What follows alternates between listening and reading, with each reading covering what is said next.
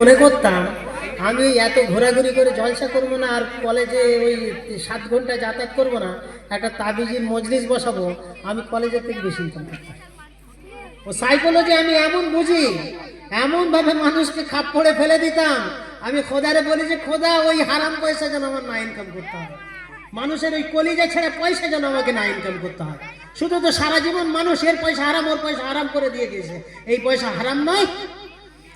मेरे मोहतरम दोस्त बुजुर्ग, যে কোনো পেরেশানিতে নামাজ পড়ুন, আল্লাহর কাছে দোয়া করুন। কোরআনে আল্লাহ সেটা বলেছেন, তাই আমি আপনাদেরকে বলেছি কোরআন হলো আমাদের জীবন ব্যবস্থা, আমাদের কামিয়াবির গ্রন্থ। কোরআন মানলে আমাদের লাভ। ইয়া আইয়ুহাল্লাযীনা আমানুস্তাঈনু বিস-সাবরি ওয়াস-সালাহ। আল্লাহ বলেন, ও ইমানদার বান্দাগণ, যখনই তোমাদের কোনো পেরেশানি আসবে, ইস্তাঈনু, তোমরা সাহায্য চাও। কিসের মাধ্যমে? বিস-সাবরি, ধৈর্য ধরে, হাই হুতোষ করে নয়, ওয়াস-সালাহ, এবং নামাজের মাধ্যমে। ধৈর্য ধরে নামাজ পড়ে আল্লাহর কাছে হাত তুলে দোয়া করো। আল্লাহ আমাদেরকে এটা শিখিয়েছেন। আর এই বোকারা কিচ্ছু জানে না, হাজার হাজার টাকা ব্যয় করে দিয়ে 2-1 মাস তাদের বিশ্বাস মতো হয়তো কিছু ফলাফল পেল, তারপরে সব একেবারে ভুয়ো, টাকাগুলো গেল, এও গেল, সেও গেল, আর আসল কাজটা তারা করলো না। আজকে আমি আপনাদেরকে সেই আসল কাজের শিক্ষা দিচ্ছি। শুধু শুধু ঘটনা শুনে জলসা থেকে কেউ চলে যাবেন না। যাই হোক, আমি যেটা বলতে চেয়েছিলাম যে কোরআনের প্রভাব। হযরত ওমর তোহা পড়লেন, আমি কিন্তু লাইন থেকে চলে গেলেও বোঝানোর জন্য লাইনে ফিরে আসবো। ওমর বোনের কাছ থেকে ওই লেখাটা নিয়ে পড়া শুরু করলেন। কি পড়া শুরু করলেন? তোহা মা আনজালনা আলাইকাল কুরআনা লিতাশকা। ওখানে তোহা পড়লেন। তোহার মানে পৃথিবীর কোনো মানুষ জানে না, কোনো মৌলানা সাহেব জানে না। আপনাদের আমার পরে যে মৌলানা সাহেব আসবেন, আপনি জিজ্ঞাসা করবেন যে মৌলানা সাহেব, উনি তো বললেন আমি জানি না, কোনো মৌলানা সাহেব জানে না, এটা কি সত্য? আপনি কি জানেন? উনি ওই কথা বলবেন, এটা আমিও জানি না, এটা একমাত্র আল্লাহ এবং তার রাসূল জানেন। শুধু আমি উনি নয়, সারা বিশ্বের মৌলানা এসে ওই একটাই কথা বলবে, কাবা শরীফের ইমাম সাহেব এসে ওই একটাই কথা বলবে। তাহলে আহলে আরবরা অর্থ যেটা নবী বলেননি আর ছেড়ে দিলেন, তারা কিছু সমালোচনা করলেন না। তারা জানে বড় বড় মানুষদের কথার একটা কোড থাকে, কোড, এটা সেই কোড ওরা বুঝে নিয়েছে। ওরা বড় বড় ভাষাবিদ, বুঝে নিয়েছে।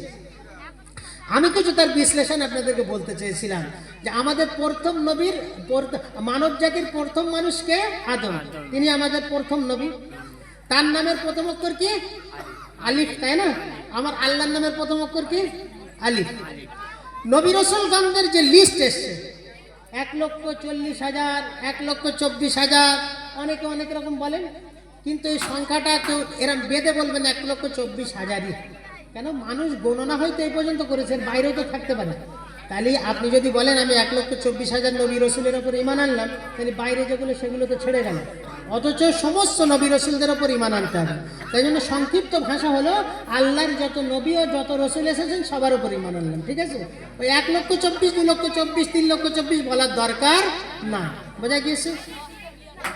তো এই যে যত লিস্ট আছে, তো তুলনামূলকভাবে বলতে পারি যে বড় বড় মনীষীরা 1,24,000 পর্যন্ত গুনেছেন, মানে এটা তো শিওর, এর পরে আরো বাইরেও আছে। তো 1,24,000 নবীগণের যে রসুলের লিস্ট, আর এর বাইরে যারা আছে তাদের যে লিস্ট, সেই লিস্টের শেষ নামটা কে বলেন তো? সেই লিস্টের শেষ নাম কি? নবী রসুলদের মধ্যে শেষ নবী কে? হ্যাঁ, প্রথম নবী কে? আদম। আর শেষ নবী কে? মুহাম্মদ সাল্লাল্লাহু আলাইহি ওয়াসাল্লাম। তা আমি তোহা দিয়ে কোড বোঝাচ্ছি আপনাদেরকে। তো মুহাম্মদ দিয়ে তোহার মধ্যে দুটো শব্দ আছে, একটা তোই আর একটা হা। তো এখানে আমার নবীর নাম মিম, হা, মিম, দাল, এই 4টে অক্ষরের মধ্যে তো তোই হা কিছু নেই, আছে কি? নেই। কিন্তু আমার নবীর কিছু গুণবলী নাম আছে, জানেন? গুণবলী নাম যদি আমরা পড়ে রাখুন, মুহাম্মদ সাল্লাল্লাহু আলাইহি ওয়াসাল্লাম, মুহাম্মদ, আহমদ, হামিদ, মাহমুদ, কাসিম, আকিব, ফাতিহ, খাতিম, হাশির, মাহিন, দাহিন, সিরাজিন, রশিদুন, বাশিরুন, নাজিরুন, তোহা, ইয়াসিন, মুজাম্মিলুন, মুদ্দাসসিরুন, শাফিউন, কালিমুন, হাবিবুন, মুজতাবা, মুস্তাফা, মুর্তজা। এইভাবে আমার নবীর গুণবলী নাম আছে। এই গুণবলী নামের মধ্যে একটা নাম আছে কি? তোহা। কি আছে? একটা নাম তোহা, একটা নাম আছে ইয়াসিন, একটা নাম আছে মুজাম্মিল, একটা নাম আছে মুদ্দাসির। এগুলো আমার নবীর গুণবলী নাম। তা আমার নবীর আসল নাম মোহাম্মদ, আর গুণবলী নাম যারা আদুরে নাম একটা আছে কি তোহা, ত আর হা। আচ্ছা, তোহার মধ্যে কটা অক্ষর আছে? দুটো না, তোই আর হা। আচ্ছা, তোহা আমার নবীর গুণবলী নাম। আর আমার নবী হলেন সব নবীদের শেষ নবী। আর সেই শেষ নবীর গুণবলী নামের শেষ অক্ষরে কি আছে? গুণবলী নাম আদরে নামের কি আছে? হা আছে না? তো আর হা, হা আছে তো, এইটুখানি বুঝুন। আর আমার আল্লাহর নামের প্রথম অক্ষরে কি আছে? আলিফ আছে। আল্লাহর নামের শেষ অক্ষরে কি আছে? আলিফ, লাম লাম, খাড়া জবর, আর লাস্টে হা। বোঝা গিয়েছে? তাহলে আমার আল্লাহর নামের প্রথম অক্ষরে আলিফ আছে, আর আল্লাহর নামের শেষ অক্ষরে হা আছে।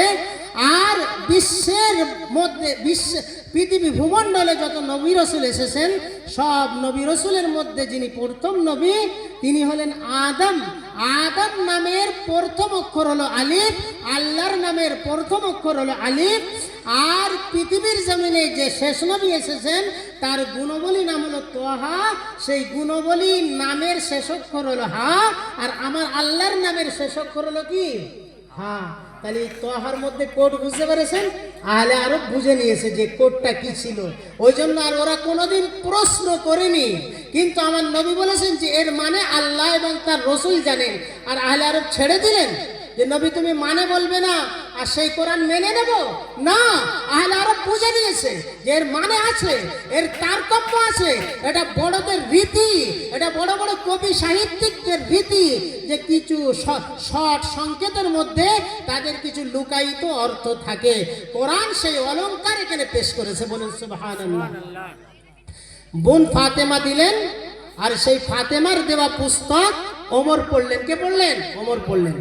তোহা, কি পড়লেন? তোহা। বুঝে নিলেন কোড।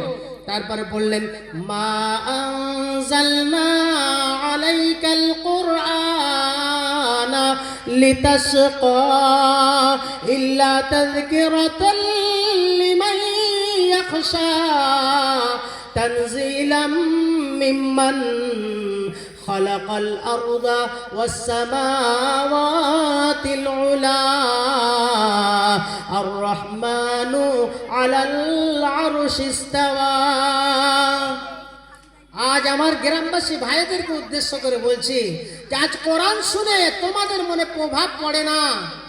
ওমর তখন মুশরিক কাফের। ওমর আমার নবীকে হত্যা করতে এসেছে, আর এই হত্যা করতে এসে বোনের কাছে যে কোরআন ছিল ওই কোরআন পড়ে ওমরের দিলের পরিবর্তন হয়ে গিয়েছে। ওমর আর হত্যা না করে বলে দাল্লুনি ইলা মুহাম্মদ, আমাকে নিয়ে চলো মুহাম্মাদের কাছে। মুহাম্মাদের কাছে গিয়ে যে ওমর গর্দানটা নেওয়ার জন্য যাচ্ছিল, আর কোরআন শুনে ওমরের দিলের পরিবর্তন হলো। ওমর গর্দানটা মুহাম্মাদুর রাসূলুল্লাহর কাছে পেতে দিয়ে বলল মুহাম্মদ, আজকে ওমর গর্দান নিতে এসেছিল, কিন্তু মুহাম্মদ আপনার কাছে যে কোরআন অবতীর্ণ হয়েছে ওই কোরআন শুনে ওমর গর্দানটা পেতে দিল। ওমরকে ইসলাম কবুল করিয়ে নিন, ওমরকে কালিমা পড়িয়ে দিন। বলুন সুবহানাল্লাহ। আমার সম্মানীয় ভাইরা, আসে কোরআনের মজলিসে আমার ভাইদের বসতে কষ্ট হয়। আজকের পৃথিবীর জমিনে তাসের ঘর ভরা, ক্লাব ভরা। আজকের পৃথিবীর জমিনে মদের আড়ত ভরা, জুয়ার আড়ত ভরা। আজকের পৃথিবীর জমিনে লটারির দোকানগুলো ভরপুর। আজকে পৃথিবীর জমিনে কোরআনের মজলিসগুলো খালি হয়ে গিয়েছে। সম্মানীয় ভাইরা, আজ আমাদেরকে বুঝতে হবে আসলে কি আমাদের দিলটাই তালা পড়ে গেল? কোরআনে আল্লাহ জানিয়েছেন খতামাল্লাহু আলা কুলুবিহিম ওয়া আলা সামঈহিম ওয়া আলা আবসারিহিম গিশাওয়া। একটা সময় এমন আসবে মানুষ যখন সত্য থেকে দূরে থাকবে তখন তাদের অন্তরে তালা মেরে দেওয়া হবে, তাদের চোখে পর্দা এসে যাবে, পর্দা দিয়ে দেওয়া হবে, তাদের হৃদয়ে পর্দা পড়ে যাবে, কানে তালা মারা হবে। তারা আর সত্য শুনেও সত্য কবুল করতে পারবে না। তাই ভাই আমাদেরকে আজ কতবার বলা হয় ভাই জুয়া ছাড়ো, মদ ছাড়ো, শরাব ছাড়ো, ভাই তোমরা গোনা ছাড়ো। আজ মুসলমান গোনাহে কম্পিটিশন শুরু করেছে। মুসলমানের কাছে আজ নামাজ ভালো লাগে না, মুসলমানের কাছে নামাজের পার্টি ভালো লাগে না, মুসলমানের কাছে রাজনৈতিক পার্টি ভালো লাগে।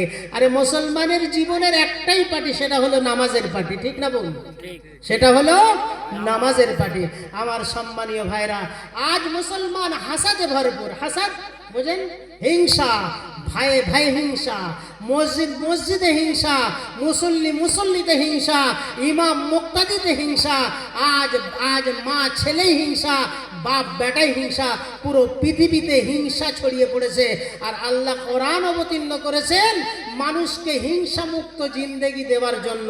হিংসায় বিদ্বেষপূর্ণ হয়ে পৃথিবীর জমিনে আরব ভূমিতে মানুষ সকালে বার হয়ে যেত, এ বংশের মানুষ আরেক বংশের মানুষকে হত্যা করতে, আরেক বংশের মানুষ আরেক বংশকে হত্যা করতে বিশ্ব নবী জনাবে মুহাম্মদুর রাসূলুল্লাহ সাল্লাল্লাহু আলাইহি ওয়াসাল্লাম তাদের ওই কঠিন পাষাণ হৃদয়কে কোরআন শুনিয়ে নরম করে দিলেন। বলেন সুবহানাল্লাহ।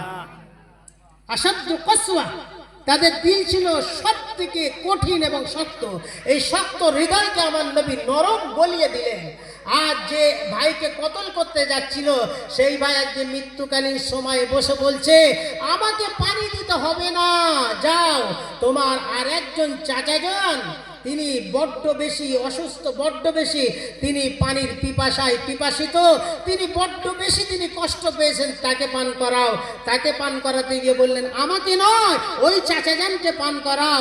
এইভাবে একজন ব্যক্তি মুস্ক নিয়ে পান করাতে গিয়ে এ বলেন ওকে, ও বলেন ওকে, ও বলে ওকে। চতুর্থ জনের কাছে গিয়ে দেখছেন তার প্রাণবায়ু উড়ে গিয়েছে। তৃতীয় জনের কাছে কামব্যাক করলেন, কিন্তু দেখলেন তিনিও আর নাই। দ্বিতীয় জনের কাছে আসলেন, তিনিও আর নাই। প্রথম জন চাচাজানের কাছে আসলেন, তিনিও আর নাই। কোরআনের বদৌলতে যে ছুটছিল তলবারি নিয়ে কতল করব, সে আজ মৃত্যুকালীন সময় পর্যন্ত এক মুসলমান আর এক মুসলমানের দরদ নিয়ে এক ফোঁটা পানি নিজের জবানে না ঠেকিয়ে বলছেন তোমার ওই চাচাজানকে আগে পান করাও। কিসের কারণে? কোরআনের কারণে। আজ মুসলমান কোরআন শুনে এখনো হিংসা মন থেকে মুছে ফেলতে পারেনি। আজ মুসলমান এখনো বসে আছে পাড়ার প্রতিবেশীকে ওকে জেলের ভাত খাওয়াবো, ওকে খুন করব, ওকে আমি ব্যবস্থা করব। আমার সম্মানীয় ভাইরা, আমার নবী পৃথিবীতে এই জন্য আসেননি। তিনি তো এসেছিলেন, কোথায় ছিল হাবশার বেলাল, কোথায় ছিল রোমের সোহেব, কোথায় ছিল পারস্যের সালমান, আর কোথায় ছিল নেতা আবু বকর, কোথায় ছিল ধনাট্যবান উসমান, কোথায় ছিল বীর শক্তিশালী ওমর, কোথায় ছিল খালিদ বিন ওয়ালিদ সাইফুল্লাহ। ভিন্ন ভিন্ন ধরনের জাতির, ভিন্ন ভিন্ন দেশের সবাইকে এক করে দিলেন, মিলিয়ে দিলেন। বলেন সুবহানাল্লাহ। দিল নরম করে দিলেন। আরে আরববাসী, কিসের তোমাদের দেমাগ? বেলাল তোমাদের দাস নয়, বেলাল তোমার ভাই। বেলালকে তোমরা বুকে তুলে নাও। যে বেলাল আজান দেবে, আরবের সরদার আবু বকর তার আজানের অনুসরণ করে মসজিদে আসবে। আবু বকর একদিনও ইগো করলেন না, কেন হাবশার গোলামের আজান শুনে আমি মসজিদে আসবো। মুসলমান আজও হিংসা নিয়ে বসে আছে। পৃথিবীর জমিনে একটা গোনা হয়েছিল আর আসমানে একটা গোনা হয়েছিল। আসমানের প্রথম গোনা ছিল, সেটাও হিংসা। পৃথিবীর জমিনের প্রথম গোনা, সেটাও হিংসা। খেয়াল আছে না? বলতে হবে, বলতে হবে। আসমানে প্রথম যে গোনাটা হয়েছিল কি? সেটা হিংসা, জানা আছে ভাই? আর জমিনে যে গোনাটা হয়েছিল সেটাও হিংসা। আর এই হিংসা যারা করেছিল পৃথিবীর জমিনে আর আসমানে সবাই ধ্বংস হয়েছে, ঠিক না বলুন? আসমানের প্রথম গুনাহ কি? আসমানের প্রথম গুনাহ হলো আমার আল্লাহ বললেন ওয়াইদ কুলনা লিল মালাইকাতি ইসজুদু লিআদম ফাসাজাদু ইল্লা আবা ওয়াস্তাকবারা ওয়া কানা মিনাল কাফিরিন। আবার আল্লাহ বললেন, ও ফেরেশতারা শুনে নাও, আমি আদমকে সৃষ্টি করেছি আর আমি তোমাদেরকে হুকুম দিলাম তোমরা আদমকে সিজদা করো। কে বললেন? আল্লাহ বললেন। কি বললেন? আদমকে সিজদা করতে বললেন। ফাসাজাদাল মালাইকাতু কুল্লুহুম আজমাউন। আসমানের সমস্ত ফেরেশতারা আল্লাহর হুকুমকে মেনে নিয়ে সিজদায় পড়ে গেলেন, কেউ অস্বীকার করলেন না। কিন্তু ওই আসমানে প্রথম যে পাপ করলো তার নাম হলো ইবলিস। সে পাপ করে বসলো। কি করলো? ইল্লা ইবলিসা আবা ওয়াস্তাকবারা ওয়া কানা মিনাল কাফিরিন।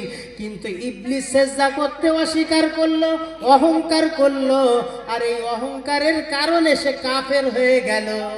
কাফের হয়নি? আচ্ছা, তার আর্গুমেন্ট কি ছিল? তার যুক্তি কি ছিল?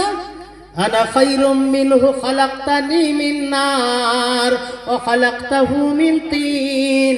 কেন আমি আদমকে সিজদা করব? আদম তো মাটি দিয়ে তৈরি আর আমি আগুন দিয়ে তৈরি। আদম মাটির জাত হচ্ছে পায়ের তলায় থাকা, আর আমি আগুনের সৃষ্টি, আগুনের জাত হচ্ছে ঊর্ধ্বমুখী, ঊর্ধ্ব গগনে ওড়া। আমি ওপরের দিকে থাকি, আদম নিচেই থাকে, আমি কেন মাটিকে সিজদা করব? এটাকে কি বলে? হিংসা বলে কি বলে না? বলে তো। আদমের প্রতি হিংসা হলো কি হলো না? তো আদমকে হিংসা করলো কে? শয়তান। এই গুনাহটা কোথায় হলো? এই গুনাহটা কোথায় হলো? আসমানে হলো। কোথায় হলো ভাই? এই গুনাহটা আসমানে হলো। কে করলো গুনাহটা? ইবলিস। ইবলিস গুনাহ করে কি হলো? কাফের হয়ে গেল। তো আমার সম্মানীয় ভাইরা, আসমানের প্রথম গুনাহ সেটা হলো হিংসা, আর জমিনের প্রথম গুনাহ সেটাও হলো হিংসা। দেখবেন হাবিল আর কাবিল দুজনে ছিল না? আদম আলাইহিস সালাম, এবারে মনে এসে গিয়েছে, আদম আলাইহিস সালামের বেটা। তো হাবিলের বউটা সুন্দরী, কাবিলের বউটা একটু অসুন্দরী। কাবিল হিংসা করলো, আমি হাবিলের বউটাকে নিয়ে নেব। তো তাদেরকে বলা হলো, ঠিক আছে, ঝগড়া করো না, কোরবানি করো, যার কোরবানি কবুল হবে তার কথা মানা হবে। কাবিলের কোরবানি কবুল হলো না।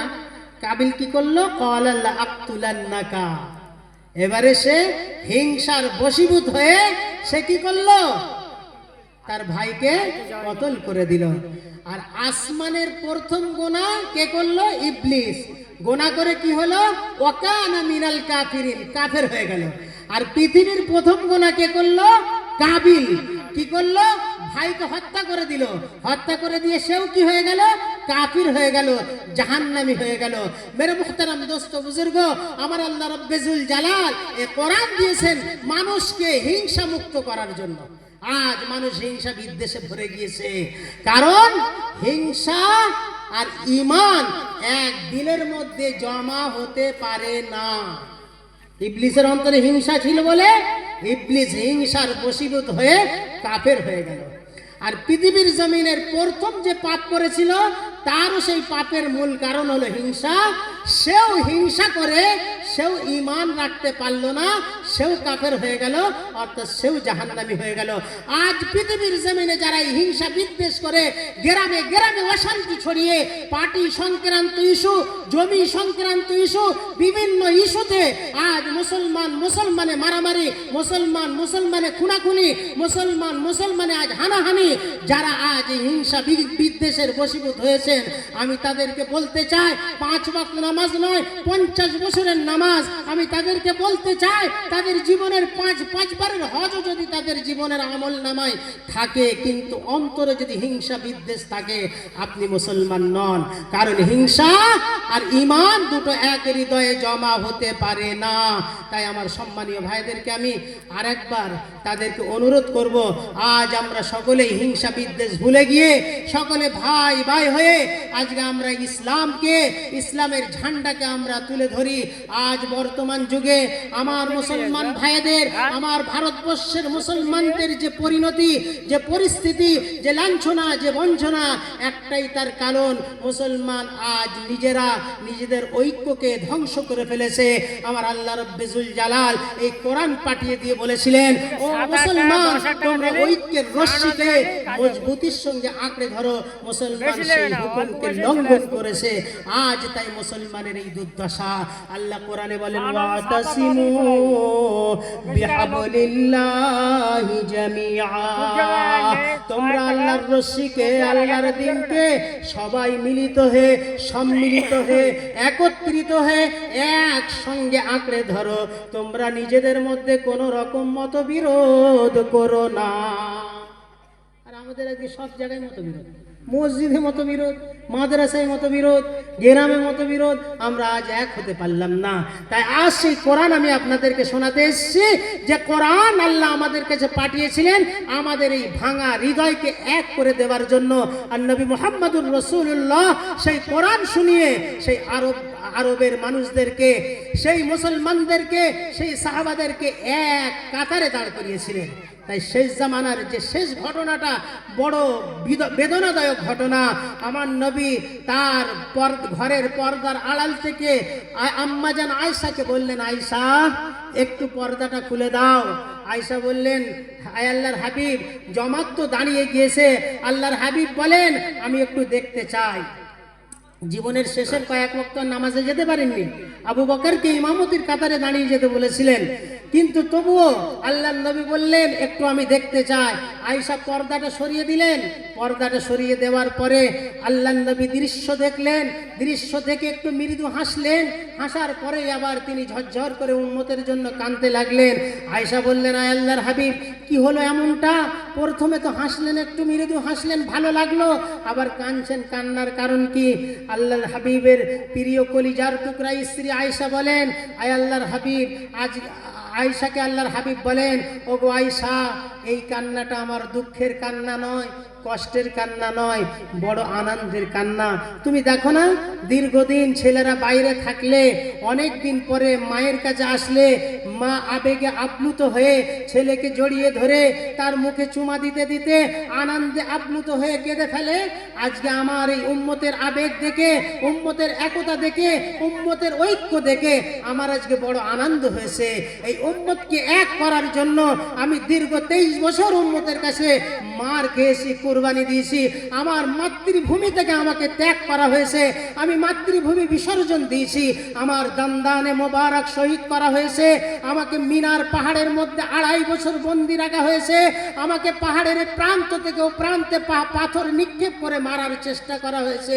আমি সর্বস্বকে আমি ধৈর্যের মাধ্যমে, ধৈর্য ধরে আমি সম্পাদন করেছি। একটাই উদ্দেশ্য, আমি আমার উম্মতকে এক করে যাব। আজকে দেখো আমার উম্মত নামাজের কাতারে উসমানের মতো গনি, আবু বকরের মতো আমির, আজকে দেখো ওমরের মতো শক্তিশালী, আজকে সেই কাতারের সঙ্গে দেখো হাবশার মতো বেলাল, আজকে সেই কাতারের সঙ্গে দেখো সোহেবের মতো একজন অন্য ভিন্ন দেশি, আজকে ওই সেই কাতারে দেখো আমির, ধনী, গরিব, বড় লোকের কোনো তারতম্য নেই, আমি কোনো বংশের তারতম্য নেই। আজ আমি আমার উম্মতকে এক করে যেতে পেরেছি। এই এক করে যাওয়ার কারণেই আজকে আমি বড় আনন্দিত। আমি বুঝেছি আমার মেহনত সাকসেস হয়েছে, আমি সফল হয়েছি, তাই আমি আনন্দে আজকে একটু আবেগে কেঁদে ফেলেছি। আয়েশা, আমার উম্মত সারা জীবন একতা হয়ে থাকলে আমি মদিনার গম্বুজের তলে বসে বসে আমি আনন্দের হাসি হাসতে থাকবো। আমার উম্মত যখন বিভিন্ন কারণে বিভক্ত হয়ে যাবে, আয়েশা আমার মতো কষ্ট আর কেউ পাবে না। মদিনার গম্বুজের তলে বসে আমার নবী উম্মতের দৃশ্য দেখে, উম্মতের এই ভাঙা দিল দেখে, উম্মতের এই দ্বন্দ্ব বিবাদ দেখে, উম্মতের এই ফিতনা ফাসাদ দেখে তিনি এখনো কাঁদছেন। আমার ভাইরা, আমরা কি সেই নবীর উম্মত যে নবীকে কাঁদিয়ে আমরা জান্নাত পাওয়ার আশা করতে পারি? আজ যদি আমরা নিজেরা ভাই ভাইয়ের বিদ্বেষ, গ্রামের বিদ্বেষ, পার্টির বিদ্বেষ, প্রতিবেশীর বিদ্বেষ, আত্মীয় স্বজনের বিদ্বেষকে ভুলে গিয়ে আমরা সকলে মুসলমান ভাই ভাই, ইন্নামাল মুমিনুনা ইখওয়াতুন ফাসলিহু বাইনা আখওয়াইকুম, আল মুমিনু আখুল মুমিন, এই কোরআনের আয়াত এবং হাদিসকে আমরা যদি বাস্তবায়ন করতে পারি, মদিনার সবুজ গম্বুজের তলে শায়িত নবী তিনি এই দৃশ্য দেখে আনন্দিত হন, নবী আনন্দিত হন, নবী আনন্দিত হন। আমাদের কাম্য, আমাদের উচিত আমরা সেই নবীকে আনন্দ দেব। আজ সেই মজলিস থেকে আমরা সেই বার্তা নিতে চাই। ভাইরা আমার, আজকে আমরা এক ভাই আরেক ভাইয়ের সঙ্গে যে কোনো ইস্যুতে ভিন্ন কারণে আমরা দ্বন্দ্ব করে বসে আছি, দ্বন্দ্ব ভুলে গিয়ে মিলে যাব ইনশাল্লাহ। সকলে বলি ইনশাআল্লাহ, সকলে হাত তুলে বলুন ইনশাআল্লাহ, সকলে বলি ইনশাআল্লাহ। আল্লাহ তুমি আমাদের এই অঙ্গীকারকে কবুল করে নাও, আমাদের সকল ভাই ভাইকে তুমি এক করে দাও। আয় আল্লাহ, আমাদের দ্বারাই তুমি দ্বীনের খিদমত নিয়ে নাও, ইসলামের বিজয় পতাকা তুমি আমাদের হাতে তুলে দাও। সকলে বলি আমিন, আল্লাহুম্মা আমিন। ভাইরা আমার টাইম ছিল 11টা পর্যন্ত, 11টা 3 হয়ে গেছে, আর বলবো না। আমি এই পর্যন্ত বলে ইতি করলাম।